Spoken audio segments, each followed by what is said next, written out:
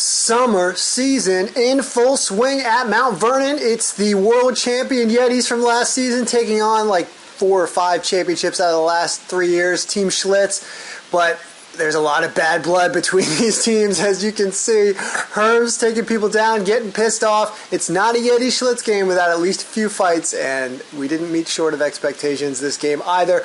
I showed up late. By the time I got there, it was 3-0. By the time I grabbed the camera, it was 5-0. But Big John just made it 6-0 by walking around the goalie. Looked like it could have possibly been a 20-goal rout. At this point, if you extrapolate out the math, could have been 20, but something happened. This is what happens in hockey, folks. You get lazy. Taylor's like, oh man, just got back together with my girlfriend. I guess I'm going to throw the puck away.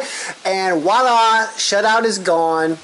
Girlfriend's in the stands, that's why I said that. So it's 6-1. Love the excessive celebration by the Yeti folks. Everybody's a dick on both teams. Gotta love it.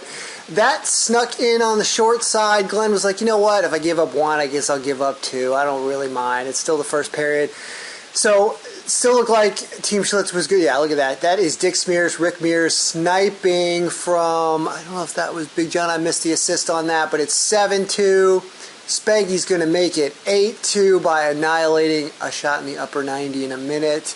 After Glenn makes a few saves as we move into the second period here. Clover got a little hurt on that play, but he's never down. Clover always shows up when we win, and he always finishes the game.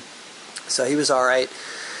Here we go. Skid Marks coming in is going to find Spanky, and Spanky's just going to overpower the goalie upstairs over the glove. 8-2.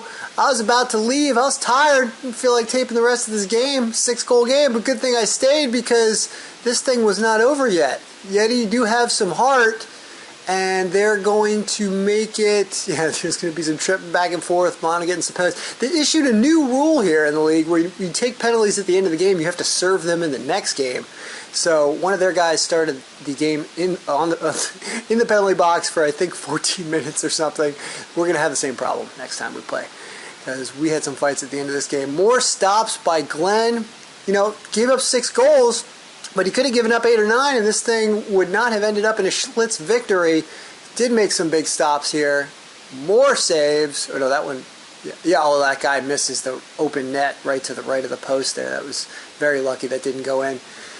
So we're back. Nice backhanded pass there from Spanky, keeping his head up or down. Any way you want to look at it. Connecting. Nope, this guy's gone. But Glenn coming out challenging. And it's just, look at that. Get the stick down, get the paddle down, not going in. This is still second period. I don't know where the defense was. Jesus Christ. Lots of hits. Lots of hits. The refs got to be on their toes this game. This is a 3-on-1 that's going to result in a goal for them. So now it becomes something 8-5 or 8-4. There you go, 8-4. And they're going to make some quick goals as we move. We're still in the second here. Ooh. Lots of traffic in front of the net. Hardly anything called on these plays. Now we're into the third period. It was 8-4. That sneaks in. I think it's 8-5 after that play. And they got like 3 goals there, or 2 or 3 goals right early in the third period here. Some slap shots from the point, creating traffic in front. Glenn can't see it to stop it. So it's 8-5. And now, oh yeah, tripped up. No, that one did not go in. Glenn kicked the net off. Like, pull what the old Caps goalie used to pull on in this league, where it's just kick the net off every time you go in. But that's 8-6, and 8-6 is where it was going to stay. Look at that. Get the arm up, get the blocker up, tip that right over the net. That was a big stop. And Team Schlitz unable to put away any more. Spanky getting stuffed there on the one-timer. So it ends up sticking at 8-6. People diving all over the place. Rick Mears or Taylor on the ground there. This guy gets taken down. The penalty minutes start to rack up, and I could smell it in the stands. I knew it was going to get dirty. Look at that. Taylor could have flipped that guy over if he'd gone over his hip, but he doesn't. And then Big John says, you know what? I got a welt on the side from your butt end. I'm going to put my butt into your end, and you're going out. And then that guy got scared and ran away because he saw it was Big John. And the third, fourth man in, Armac ends up taking a major penalty there. Doesn't deserve it, but everyone kept their helmets and their gloves on. But you got to learn to expect it when it's Schlitz against the Yeti. It's the second time this season, though. Quagmire does stand strong. And Schlitz with the big win. And I think we're like 4-2 or 5-2 or 5-3. I don't know. We're doing pretty good this year.